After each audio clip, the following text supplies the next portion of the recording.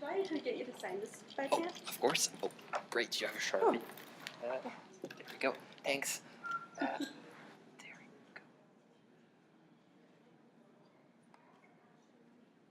Here we go. Thank you. Thank you. Panel should get started. Actually, I should be.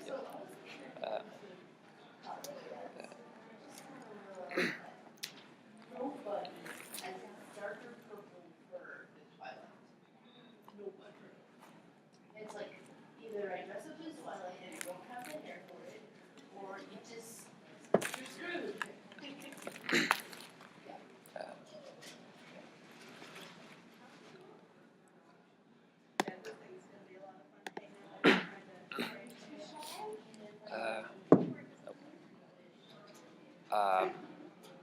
I did find all the better keyframes. Keyframes is like it's a yeah. And then I guess see if Michelle and Dave. That's her OC, but she's not at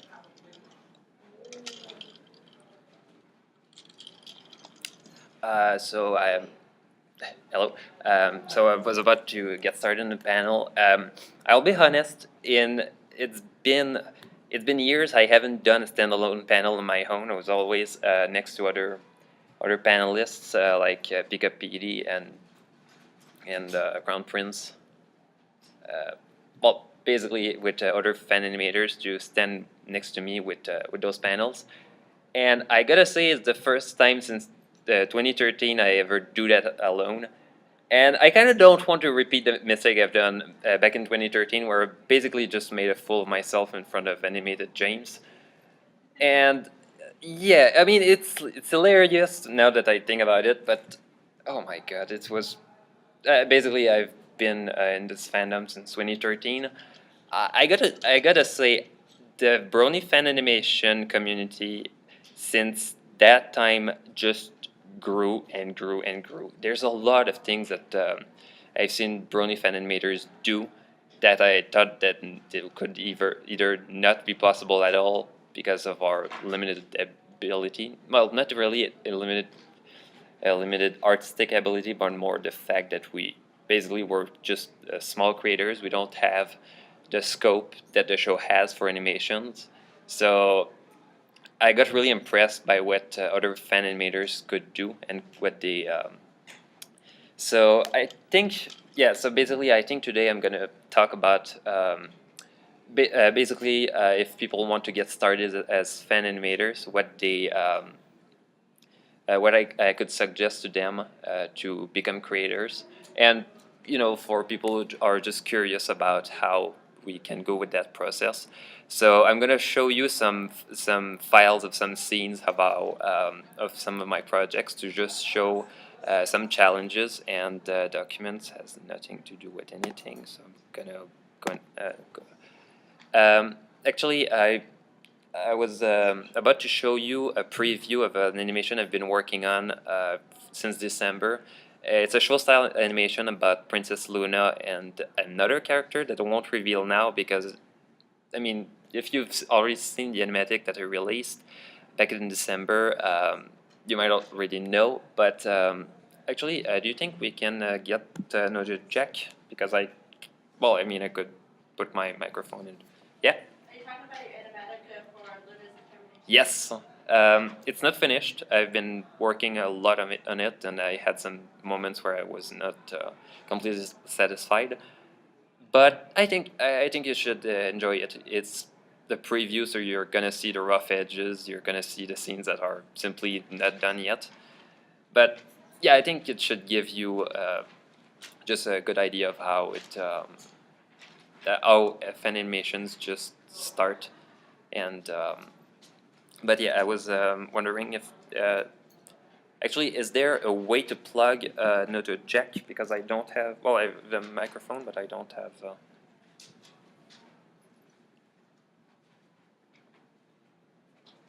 Because I was told there was a jack for the. Really sorry. Oh, by the way, all props to the con staff. They're amazing people, and I feel bad for not talking about it more than that. But con staff are just amazing. They don't get enough credit for all their work, And yeah, I mean,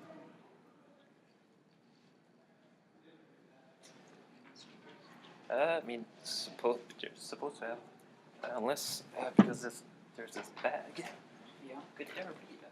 Really sorry about the problem. Oh, are you looking at the computer? Is it? Just the audio. Yeah, okay. All right. So.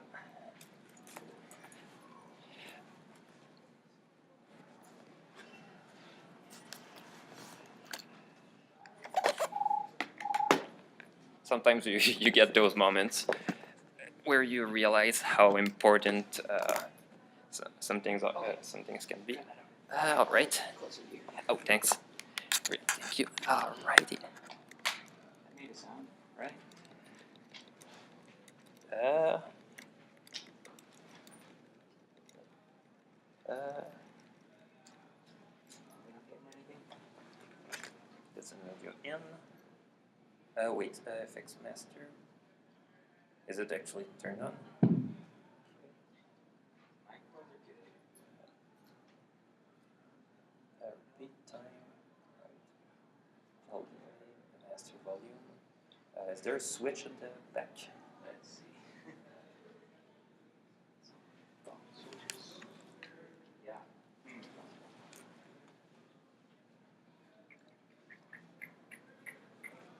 Oh, I should have brought my bass guitar and have all the equipment. Well, we can always just go and plug the. Actually, let me check that out right now. Okay. I'm not an audio expert, but. Yeah,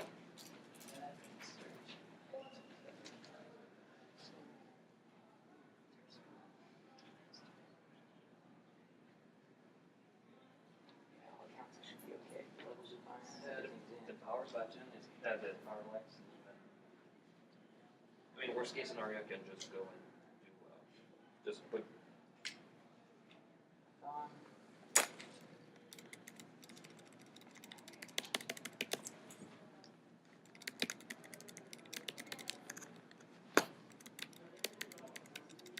Okay. Mic check, mic check. Oh, wait. Could it be the audio that just doesn't? Oh, wait. It could be the HDMI sound. Output. Internal. That made a sound. Yeah, but it was steady. Wait, steady.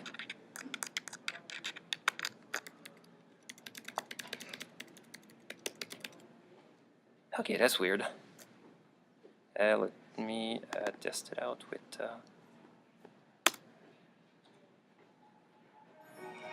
Okay. Oh, great.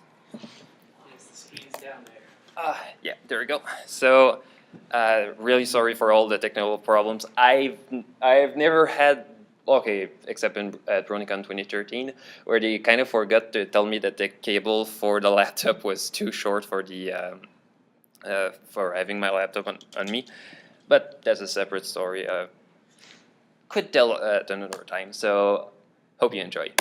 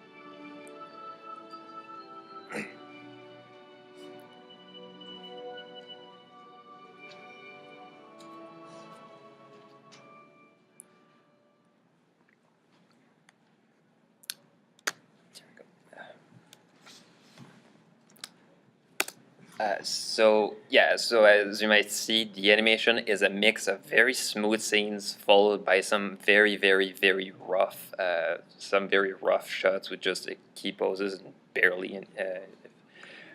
And yeah, that's basically how some fan animation projects just look during their process. They're basically the way that they're made.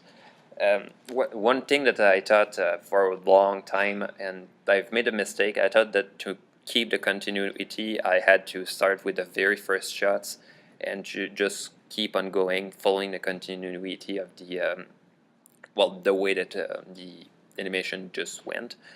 And while it's not the wrong thing to do, there's some shots with a lot more complexity than others, and there's shots where you just realize it's gonna have to be done at the end, either because you don't have the confidence to start with those shots, because you want some to work on others to just get the feel, and because you feel, for example, you want to go and start with the easy thing, and as a counterpart, you also have the very last shots that happen once in a while to be the one you're forced to rush, either because you set yourself a deadline, like the promo for Crystal Mountain PonyCon, which I had to do in about 8 days, and a lot of people just came to me and they wonder how the hell did that happen.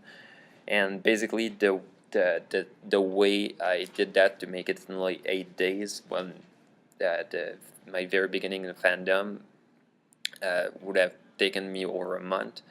It's just that I realized that a lot of it is the way you structure just for example, going with the storyboard first to plan what you need and what you think you can show, what you think can be set as lower priority. And yeah, basically that's that. If you want, for example, I could show you, actually, yeah, I think I could show you. You've all seen the con promo at the beginning of the con. All right, so, whoops, I hate having notifications like that. Is there do not disturb? Seriously? Okay, then that's just Chrome. Okay, so that's the one for Moonbow. I'm not gonna go with document. Go with hard drive, Crystal Mountain, PonyCon. So basically, the way I started was just with a very rough animatic, just to make sure that the idea I had in mind could be communicated with the con staff properly. And I've seen a lot of people just go with that way. And at first, I didn't realize that doing an animatic could be that important. I just felt it would be working on making some art that wouldn't be seen at the end. And yeah, what I realized over the time is just that, yeah, basically doing creating animatics like that could be, well, first of all, it helps to set the mood. It helps to set how you're going to focus the scenes. It helps because you can just take the sketch you've drawn, just throw it out if you're not happy without throwing out the entire animation, or just realize that you've messed up because you just cannot salvage the animation you've already done because you've done a big mistake with the direction. So basically the animatic I've shown, and just to give you an idea of how simple it can be, just something like this. And yeah, basically I just set it that way.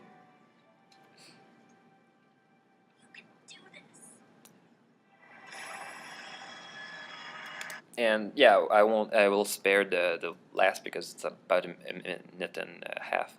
But yeah, basically that's one of the things that had helped a lot. So I already knew that I needed for the rigs for the 2 characters like that. But that was it. I didn't need to overdo and, for example, try to do backgrounds that I would realize later that wouldn't be shown at the end. So I was certain that I had certain views of the background, and it helps a lot.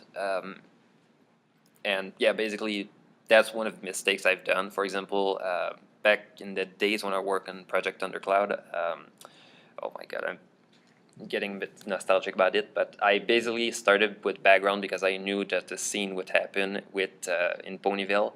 I had the shot with the I was about to say Crystal Tree, but the Golden Art Library. Oh wait, Golden Oak Library.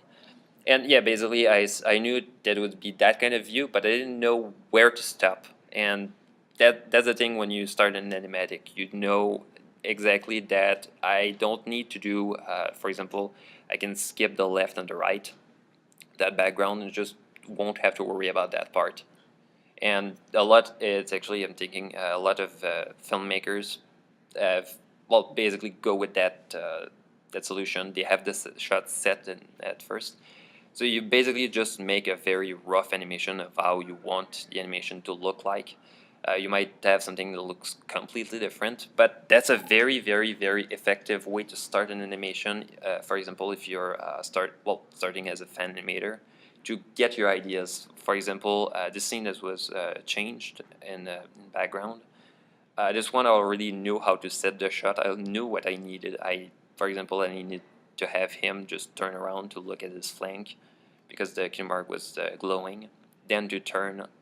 So I knew that I had focus on him, then you had the rest of the characters.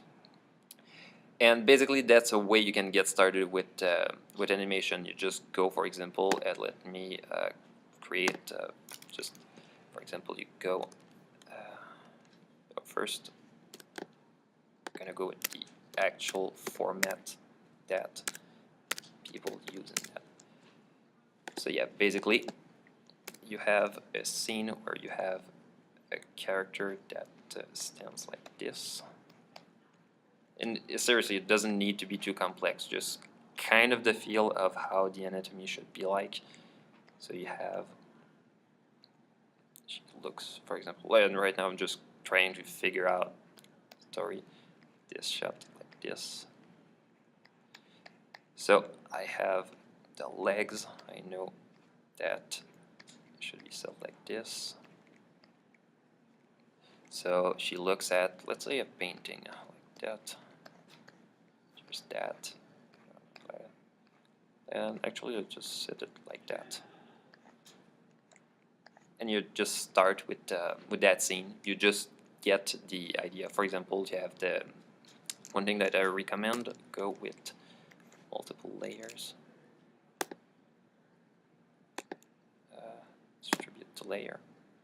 Oops. And you start creating frames. And you just set, okay, I'm gonna go with blank. Can go with the onion tool just to get the way it goes, and you just turn his head. And for example, she's looking at something. Actually, she's gonna look a bit above that.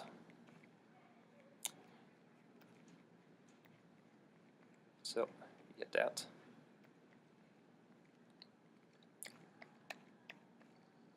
So you get that pose, and she's super happy. And I'm drawing it really bad, but should give you the idea. And common thing that a lot of people do when they start with animation, the first thing that they think that a pony would do when they react, they raise a leg. They always raise a leg.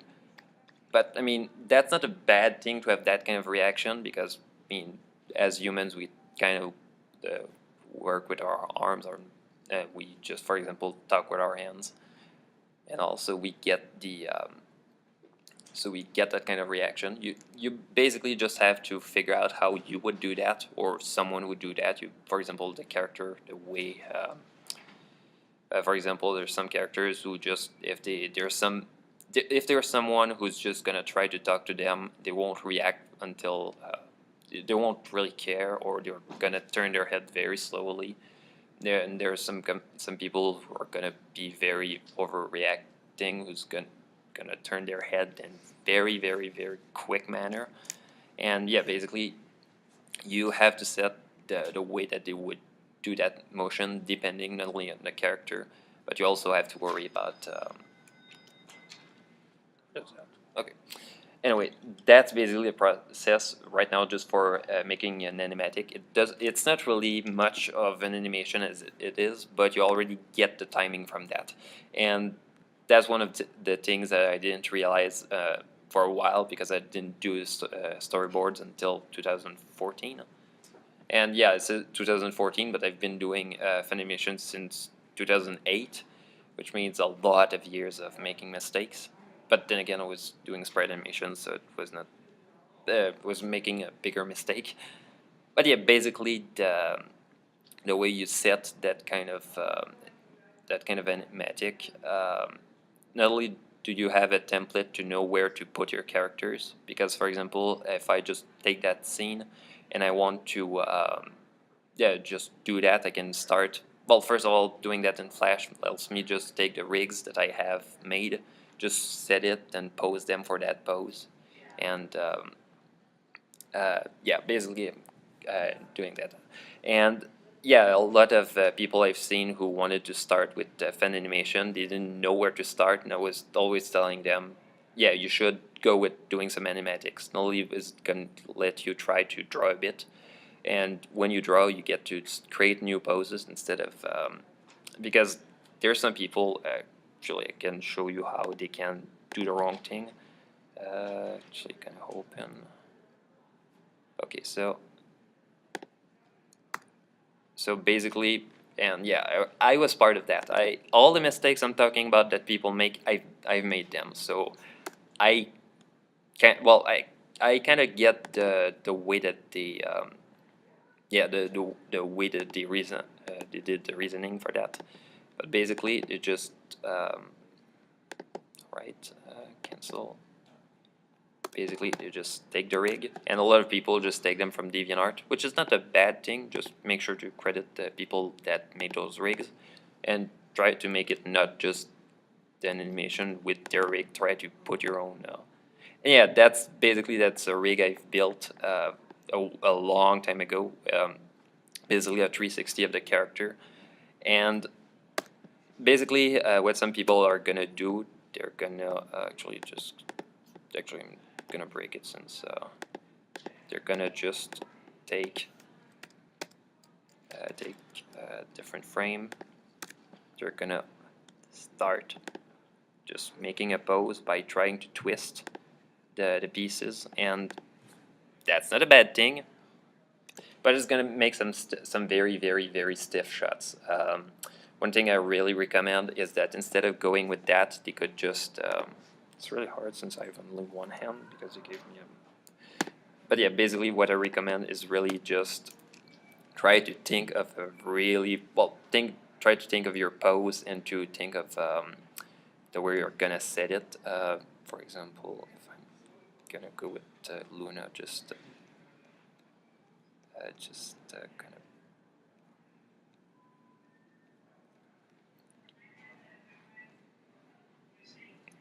that, just figuring it out.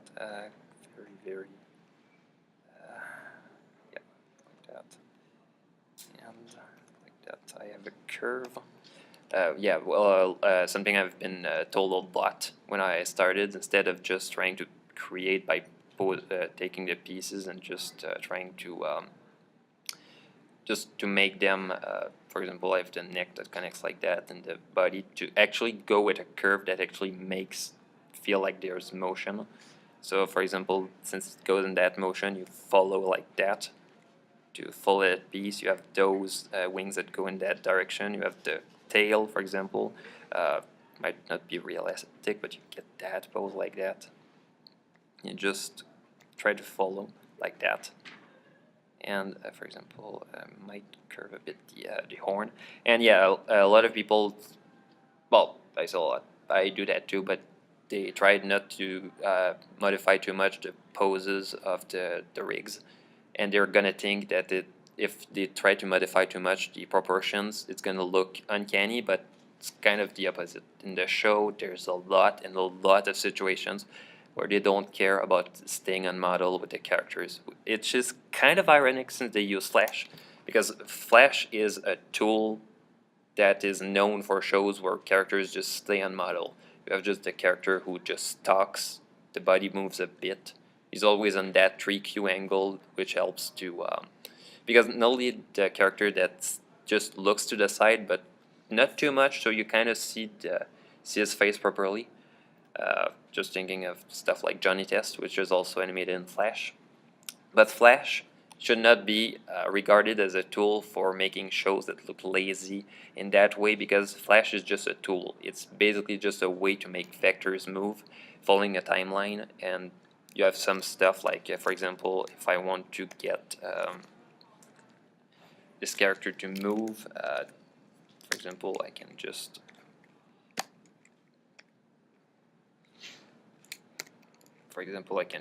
go take 2 poses, classic tween,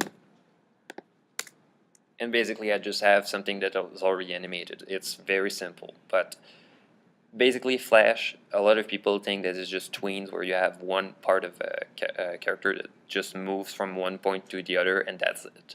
There's stuff like, actually, let me find you a scene that, let me think of the right scene for the, actually I can show you the second shot that I have, scenes too. Also, not only can I show you the second shot, I can show you the way I reasoned for the way that the shot was done. I don't care about that feature, I don't care about that part. Alright, so the way that scene was done, you might, well, okay, so you see the timeline. Yeah, I have my 2 rigs. For example, that background here is not the final one. It's basically just a placeholder I've done because I just took the picture that I had. There's a column here for the shadow, just to get the right.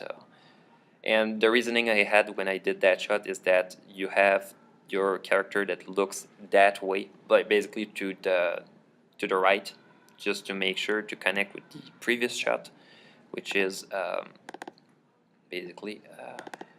I say basically a lot, but yeah, it's a lot of very simple stuff. Very simple stuff that just adds up to make something very complex. For example, you just look at, yeah, basically you have this shot where you have your character with, yeah, basically a character just walks on, because basically when I exported that layer, I wanted to have all the body and just crop it out. But yeah, basically they look at the right because that's the element is at the right, so that when you cut to that one, they still look to the right. You still have that kind of continuity, and that's one of the things that you get when you do storyboards.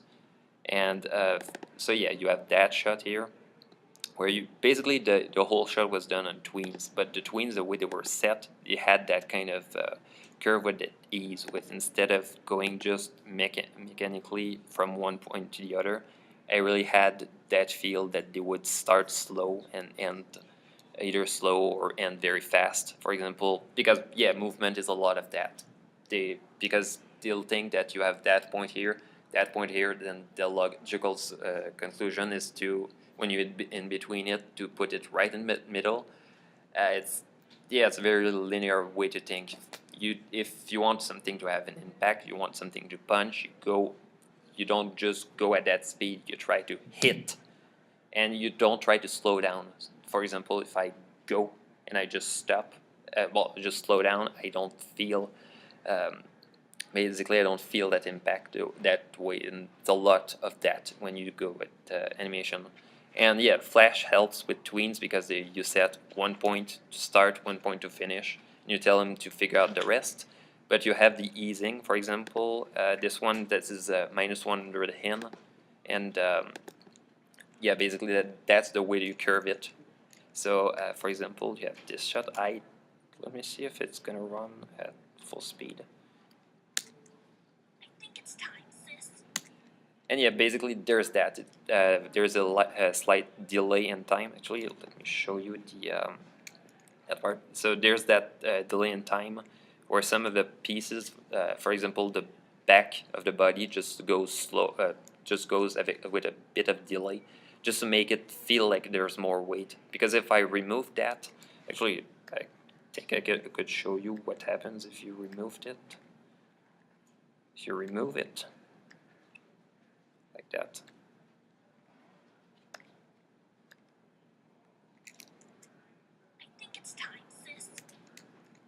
and yeah, you might not feel it that much, but yeah. And if I remove the easing, remove, seriously, remove, and you just go back with the very classic tween. Actually, oh wait, I didn't do that for the rest of the head. Remove, create,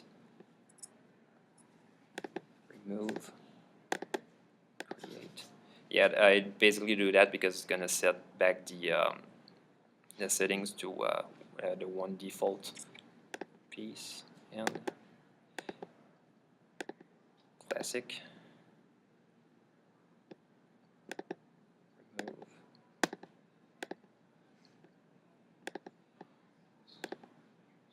Yeah, and a lot of that is just trying to do that because Flash is a flawed but very functioning software. So you get this. And yeah, I think one of the reasons why it's not too bad as compared to other shots I've worked with is, for example, that piece. For example, you see that where instead of having the head that just goes from that point, well, basically from that point to the other one, you really feel like she's bending the head a bit to make a bit of a curve like that. You feel, and yeah, that's that's also one of the things that parts of the, well, for example, the 12 principles of animation that they set the idea of arcing, and that's the idea of the way that the motion works, the feel of having weight to movement, just because it goes not from point A to point B, but from point A to point B by going by this point.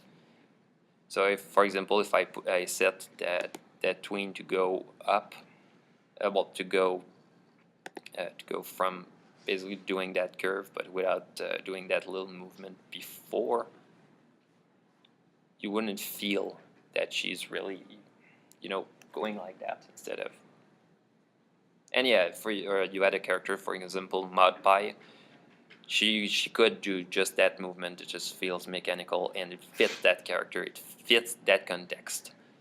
And if you have characters who just feel very unstable, you can make it shaky. You can make it. You can go with that curve and just make some errors. Well, make some errors. Just add some. Basically, you go with that curve.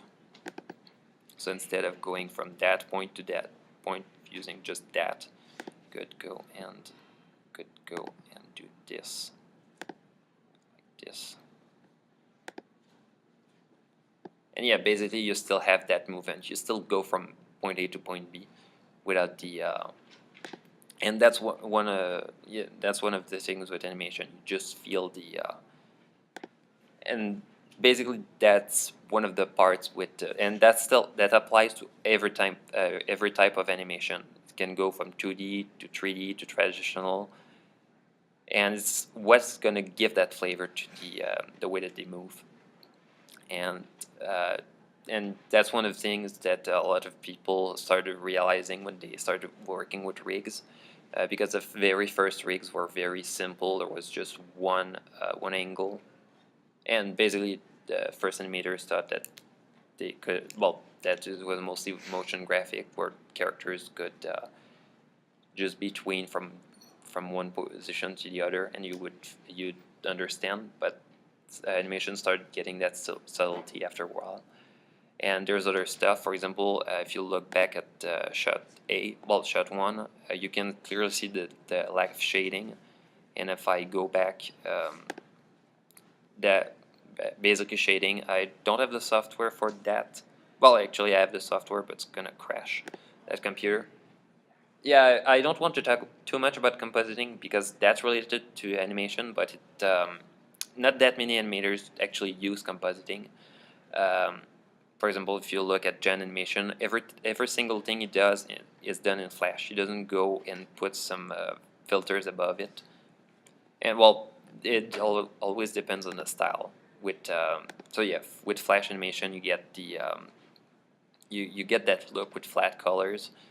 If you want to have some shading, for example, because like, let me go back to go with renders. So if you want to go with some shading, you'll realize that with a lot of pony animations that use shading, the shading is basically just the silhouette of the character just shifted a bit on the side. So you really feel that the curve here is still the same as that one here, because basically the way the shaders work in After Effects basically help to make that part really quick and easy to do. And with most contexts, if you have, for example, a light is behind, behind the camera like that, it's going to work very well. It's not going to be that good if you have a light is on the side, but in most cases, most people don't want light on the side like that. So basically, that's the step with the compositing. But yeah, let's just go back with Flash. And no, I don't. Yeah, Flash is a very weird software that just won't do the things that you want. But it's still a pretty good software as it is. It's think of it as basically a vector animation software, and basically it does that very well. There's a lot of people who are gonna wonder how to get started with Flash, and Adobe, for example, just gives just trials for that software.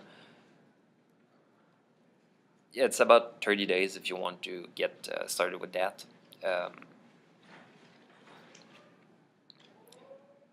Actually, I'm open to questions if you want, because I feel you, if I don't want to force too much of what I want to talk, I kind of want it as a conversation as well, because I'm talking a lot about myself and my own experiences, but yeah, there's project like that.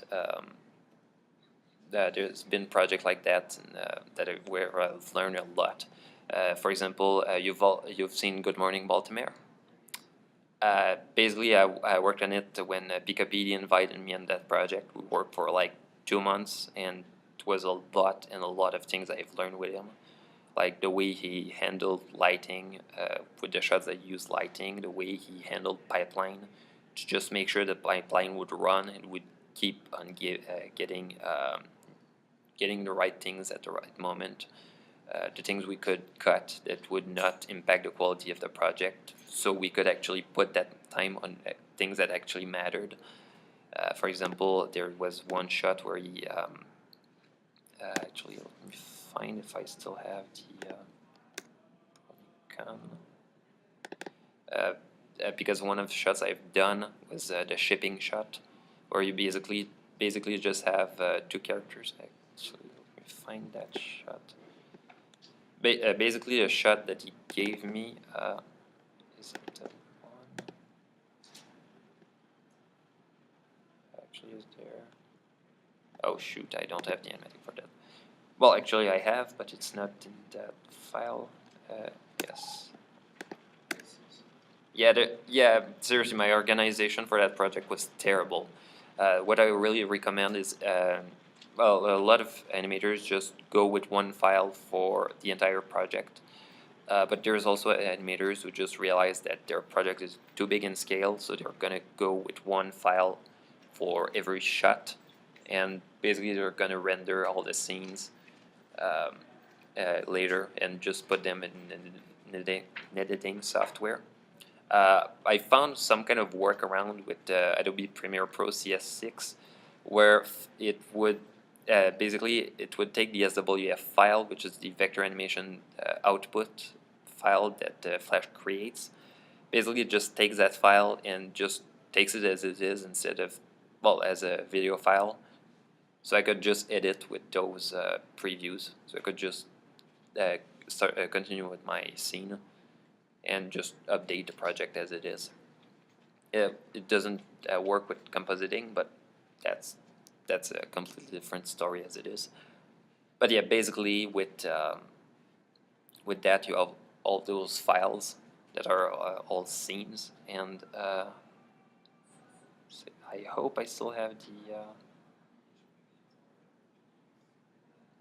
There we go. Was it the one with PD notes? I think so. Because basically, Pickup PD gave me notes because working projects like that, you get notes of how to, what not to do or what you think your statement could be like. So you have the lip sync where I basically back in the days I basically tried to go with the funny method that was just not that effective, where basically they give the mouth shapes, they give a proper shape for the mouth, and they for each vowel, each consonant.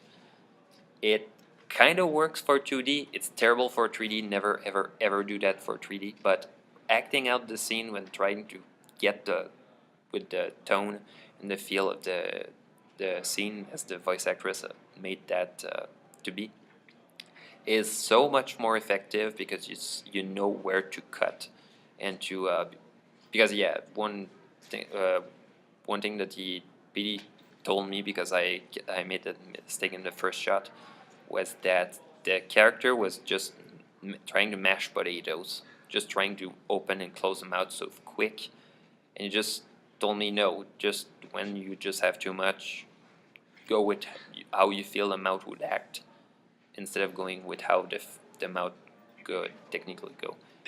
And yeah, you have some really weird shot, really weird frames where you just made me realize no, the mouth would open really fast.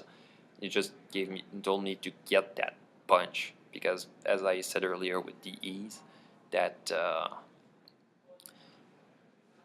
you had a question? Oh, no, I was. Oh, okay. Yeah. Yeah, you use a lot of the 3D to supplement 3D art. When shouldn't you do that? Oh my god, I've made the mistake a lot of times, so I think I could tell when you shouldn't do that. Don't do 360s with ponies when you have a very wide shot. Basically, the thing with rigs is that you're gonna need to create an entire rig. What I've done back in the days, I've done the mistake, and it didn't work at all. Where I thought that I could just take the basically the 360 that I've shown earlier, that basically that, and just put that with the motion of a turn with 3D. It just looked awful and it was really really bad. But actually in Good Morning Baltimore there's one shot like that that actually BD did that, and actually let me find back my copy. Basically the very last shot where it goes like that. Basically, PD was talking to me about how he wanted to do the shot. It worked great because it was flat colors, but you can see that all the ponies were really, really, really close ground level. They would not go with movements that would go in the y-axis. Well, actually, I should say Z. They were all mostly going from left to right or up. So you have that. So you basically had that shot with the characters. There was a few exceptions, but basically the way they were set, they didn't actually move, and they were set on cards. It worked pretty well for that shot, and that was one of the shots where the 3D actually worked, because it could be worked and considered a bit like a bit like a zoom, even though it's an actual dolly. And there was one point there where the axis could be almost considered like just going to going with tracking, well, not tracking shot, just moving in 2D without the without actually worrying about the change in perspective, because since the camera was fixed at that point, there was no more change in perspective for the characters. But yeah, I'm not saying that. I won't say that there is a wrong and a bad way to do 2D and 3D. It's that it's very tedious, and some shots, for example, like that one, which is basically just a 2D shot with a bit of special effects to make it work, that worked well. There's also, for example, a shot where I had Luna who just turned. That shot was pretty effective because she didn't touch the ground. If you have a scene where a pony just touches the ground and the camera turns in 3D, you're gonna feel that the legs, for example, slip on the ground, or even if they don't, you're gonna feel that slippery feel. And for example, this shot, since you didn't really turn, you didn't lose too much of that. Didn't feel too slippery. But there's that. There's also scenes where the camera movement is just too quick. It just feels you feel it's the 3D camera movement. I'm thinking, for example, there's some shows like you might have uh, you might have seen when we watched the Canadian, well, not the Canadian, the Australian broadcast of the episodes of a show. There was one show right before that, the Garfield show, with some awful camera movements, and that's not that much. There is not that much to do with actual 2D animation, but the camera movements were just pointless. They went from one point and they just turned to the other just to focus on another part of background. It's like kind of like a video game with handle camera angles for fixed angles.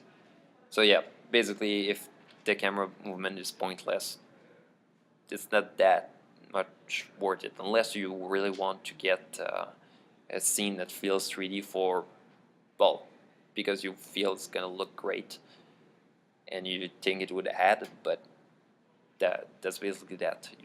If you don't feel you need kind of a purpose for that, because if you're gonna spend a lot of time on a scene, you have to have a good reason for that, and that's one of the things I've told her earlier. And you had a question?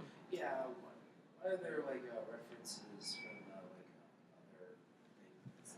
Okay, that thing is quite interesting. For Good Morning Baltimore, it was suggested by PD. Basically, he thought that putting some characters from things that would go with references, not only could it give some jokes for people to look and to give some rewatchability value, because we didn't want the humor to rely that much on references, but it also gave that feel, because you go at conventions, you once in a while see someone pull a cosplay of another fandom, and yeah, it happens. And we felt that putting that in, putting those crossovers like that would make it a bit more tangible and to make it more unique. Because thinking of the BabsCon 2015 promo, it was part of the joke, but every single pony was the same with the same cloak, and the point of the joke was to tell that every pony was supposed to be the same. So, and since we were in a team project, we could all put our own references and all. So it gave some the animators who work on it some reasons to want to work on it, to make it more personal. And yeah, that's also one of the things that fan animators should do. They should try to reach for something that is personal, because there's. Also, I was a little more reading. I'll let you finish. But yeah, the idea to make it a little more personal would give that flavor, to make it feel like it was done by a fan, because we shouldn't be ashamed of being fans. We shouldn't be ashamed of creating fan content, because we're fans. We can get away with a lot of things that if the show did, they would be. For example, if the show does a reference joke to something, and yeah, then yeah, that's one of the things. There's those references to make it feel more unique. It kind of look like someone just threw a lot of ideas, but it's really the feel of yeah, common a common idea of many people working together, and it helps to make the project feel less what's the term again, micromanaged, where everything needs to look exactly the same. And yeah, if you might do some mistakes, you might do some But yeah, that's basically the Also, I have one more. Yeah? If that's okay. Why did you make a second video with the shallow growth reference? Okay, so at BronyCon 2015, everybody was making that reference. It was awful. It was so bad. During one of the panels, the animation panel was at, someone asked us to, basically they asked us to, how to get started with animation. And PT decided to make that reference. He just shouted a big, just do it! It was so bad that animated James had to go out of the room because. And then he returned like 2 minutes later. But so many people just made that reference, and I just thought, hey, it would make it a neat thing to do to just take that scene to just replace the ending. And I thought, well, not only is it a way to make it more, well, more tangible because it feels like it based on real events that happened there. So the people who went there would understand the reference, and they would laugh because they wouldn't laugh because I made a reference to just do it, but they would laugh because they remember how bad it was. And it was also a pretty effective way to tell to people on my channel, go watch the original one, instead of making that video where just you know that video where you just says go watch something, followed by links in the description, where you basically have 30 seconds if someone says I made this with someone else, go watch it on his channel. But yeah, that was the reason why I did that, and I had a lot of fun. And at the end, PD was looking at that, and he decided to put those clips in the credits, and other animators decided to make their own. So there was, I think it was Mega Man who did the one with the Godzilla-like creature just blew up Baltimore, and I just laughed when I saw that. And there was that one shot with the mirror, which was a reference to the shot with the mirror that we called cursed because there's a lot of inside jokes in productions. And basically, that shot, everybody who worked on it had some kind of life issue with that, and we had to go with those life issues. For example, PD, his neighborhood got in a forest fire, so he had to leave for a while, and we had to keep on going because the deadline was approaching, and we didn't want to tell the con staff that we couldn't finish the con promo. We didn't want to disappoint them. We had to deliver no matter what, and that's also what I did with Crystal Mountain BronyCon. I had to deliver no matter what because first of all I promised them. So I always needed a plan B for my shots. For example, there was the one shot where, well, you see all the ponies who realize that they're crystal ponies. The shot was changed because I realized that I need to animate all those characters go from pose, or they go from that realization, then to run. So I just had all of them just run out of the doors, and it was my plan B. And Oh, sorry. Are you? Sorry. This is actually a question I have. Are you going to release the Salt Lake Crystal Mountain BronyCon promo animation on your YouTube? it's already on YouTube. Um, And I made a big mistake with one of the frames. I'm feeling bad because I've done that a few other times where because Basic Premiere Pro is an amazing editing software, but once in I don't know how many times, it just glitches with the render and it gives some really weird stuff. And at the last minute, I had to do another render because I realized I forgot to credit Lachlan O'Neill for the voice acting. So I just made another one with that added credit that I just uploaded before the. But actually, I uploaded it yesterday and I scheduled it because YouTube lets you schedule uploads. which is an amazing thing when you go to cons and you just want your animation to be released at a good time instead of freaking out. And yeah, that it's on YouTube. Well, that's cool. Yeah.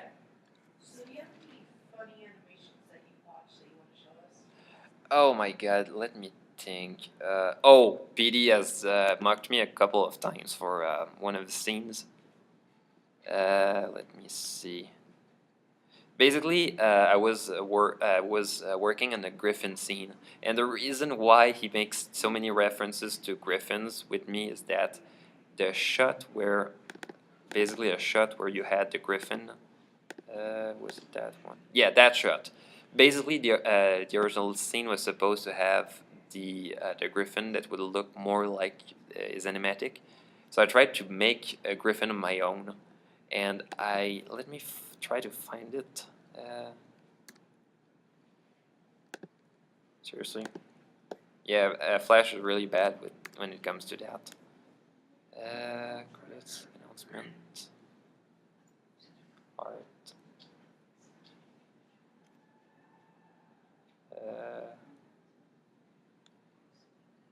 Character replacer, just do it. Credits thing. Shoot, I'm trying to find it. PD just showed it to, oh my god, I think I have the footage of that moment. And that, let's see. Yeah, really sorry, I'm looking through my files, but at BronyCon 2015, he just showed it in front of a huge crowd to humiliate me. And,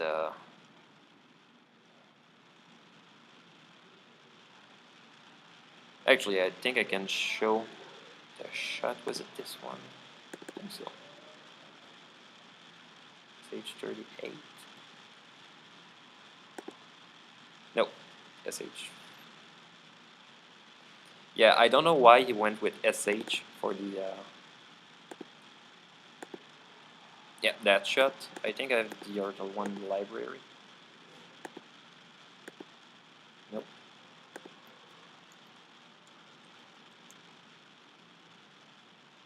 If you want a good idea of how. Okay, not that one. SH.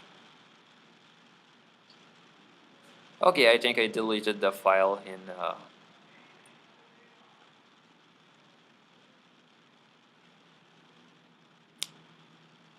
Where's the credits? Nope. Alright, I'll need to find it back. I'm really sorry for. Oh, wait. I do. Oh my god.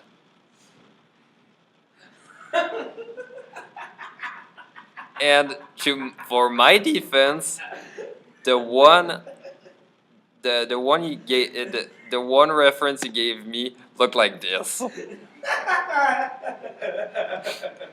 And PD just told to me, "Are you all right, Minty?" And I was feeling so bad because I was pumping up the shots and just cranking out and giving him stuff as much as as fast as I could, while the other animators had lives to deal with during that time. So at one point I just showed him that I was working on, and he just goes, "Are you all right?" I was feeling so bad for him because he felt bad for me. I didn't want him to be worried about me. And there, what's going on? And he just said, "Looks awful." And he just told me the best life lesson ever. Just take Gilda and make her fat. Oh my god. There was also a thing we were really worried about. I shouldn't talk about it, but someone already found a real story. But there's a scene with a fat pony that just starts hugging that nerd. The original scene, I don't know why, but Cutie Mark was a burger. And I was thinking, you can't do that. Then the con staff told him, you can't do that. So he just realized, yeah, I can't do that. And because we realized, yeah, we cannot go too far with some ideas. It can be some personal ideas that we think are funny, but some people, who are clients in that case, they might think that the joke might not be as funny. So he decided to just change the cutie mark entirely. And at the end, well, it was a fun ride because because I just told someone at BronyCon during when I was on one of the lines for a panel, was just talking about the animation, and I let it slip, and someone decided to leak it out on the internet. So I laughed, and then some people said that the show would never do that, and the show did that. So, oh my god, I felt proud. I mean, I can't really blame him. He had a lot of fun with that scene. Because with Good Morning Baltimore, it really made us realize, because the project almost never happened, because the original team could just not get well, they just got this storyboarding done, and they just were running out of time. So we just went with we just trashed the original storyboard, and it's a shame because the idea that they had was quite funny as well. But we just realized we're just too ambitious, and they just took too much time to just plan instead of actually getting it done. And that's a thing I realized with PD. It just sometimes you have to get things done to just keep going, because I've seen some people just go with projects. They have that very, very, very ambitious project with they want to do an hour-long fan film. They start to talk about ideas with people to try to get people invested, and they're gonna get people invested, but they won't go with a project that that doesn't have that kick to make people want to. I know, don't feel bad. Everybody has made that mistake. But yeah, basically, okay. And basically, the mistake I've realized, yeah, once in a while you just have to make a small project with to get started.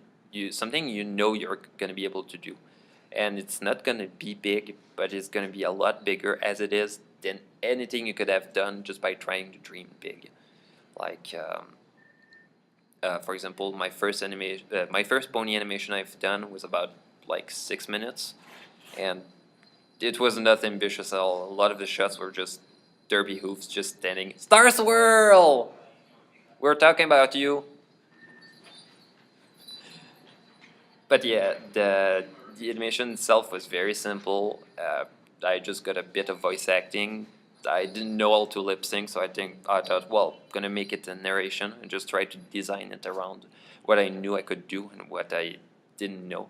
And yeah, I thought if I still have time, because I knew I would show that at BronyCon, I thought, okay, if I still have time for that, I think I could add some stuff. And turns out that I had a lot more time than I thought, because I was starting to get used to the software and get used with ponies. So I started putting more shots, and some of the shots didn't make that much sense at the end, but felt a lot bigger just because I had started with something. And yeah, you might do some failures, and instead of just trying to plan a project to last a long time, you might once in a while just want to get a project done. It's gonna have some flaws, it's gonna be rough, but you're gonna have something to show instead of just saying over and over again, I'm on a project. And I'm saying that, but I'm still working on a project that isn't done. I still have something to show, but yeah, that's about it. You have the feel that you want to get something done, and yeah, it's without that first kick you won't get very far. And it's hard to say it like that, but there's also people who are the opposite. They don't have much ambition, but they keep doing. So they keep doing stuff, but they're gonna do to like a rig, but never really use it. I've seen some people like that, and yeah, they'll either just not know what to do with it, or they just want to do it for the art, which is not wrong. But if you want to do a project and you want to feel proud, you might want to go with start some storyboard, just something very small, and you feel ambitious. You can take that small project and add more polish, add more scenes, add more content to it to make it feel huge. But if you think huge first, you're gonna realize that if you go with something huge, you're gonna realize you can't do everything. When if you go with small, you're gonna realize that and yeah, that's a mistake I've done too. I've tried to make something too huge, and I realized not only did my ideas were just not completely sure, but I I knew how it would end. I knew some of the ideas, but I didn't know that much about the execution, and that's one of the things I've been worried about. I realized after a while that the execution was not right because I didn't focus that enough on the execution, but just the idea. And well, the thing with media, a saying I've heard a lot, the medium is the message. What you're gonna show is what people are gonna understand. So if the animation looks bad, they're gonna think that you suck. Yeah, I mean that's a very cruel thing, and if you want the message to be understood, you might have to focus on on how you're gonna tell it, and not that much on what it, you need to think as well as what it's gonna be about.